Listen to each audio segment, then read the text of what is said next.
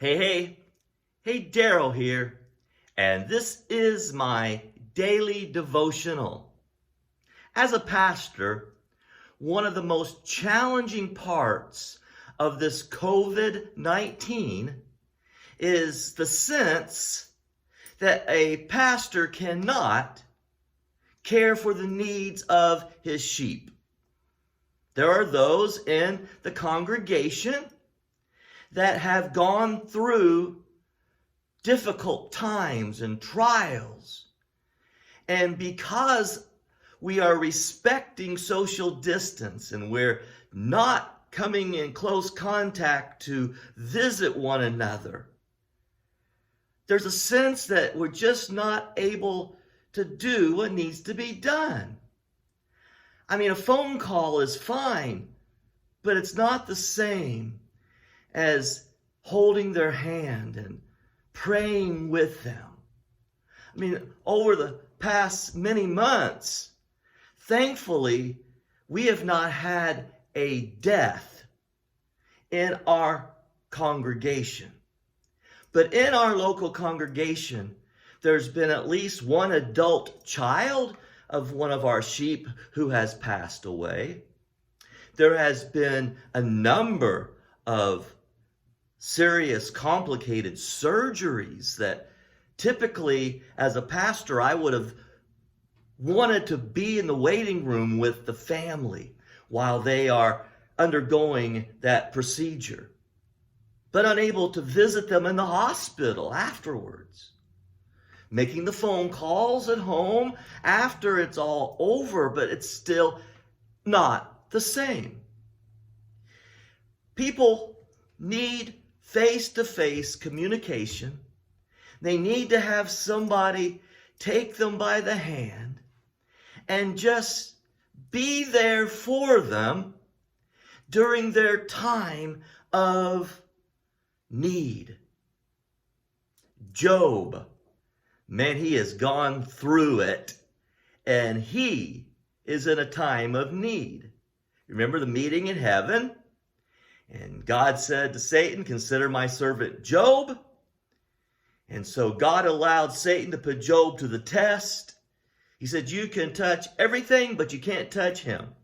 And so he ends up losing his wealth, even losing his children. And then there was another meeting in heaven. And this time, God said, "All right, you can even touch him, but you can't take his life." And Job was covered with boils. And he took that broken pottery and he scraped himself trying to find some relief.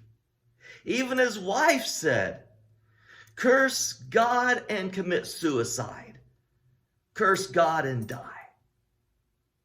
Well, Job had some friends who heard about his distress. And so his friends did what friends ought to do. They traveled and they sat with him. Listen as I read in Job chapter 2, beginning at verse 11. When Job's three friends, Eliphaz, Bildad, and Zophar, heard about all the troubles that had come upon him, they set out from their homes and met together by agreement to go and sympathize with him and comfort him. Sympathize with him and comfort him. When they saw him from a distance, they could hardly recognize him. They began to weep aloud, and they tore their robes, and they sprinkled dust on their heads. Then they sat on the ground with him for 7 days and 7 nights. No one said a word to him, because they saw how great his suffering was. It wasn't their words that were needed. Fact is, we're going to see as we continue through the book of Job, when they finally did speak, they gave Job some awful advice. But here, they're doing what is right.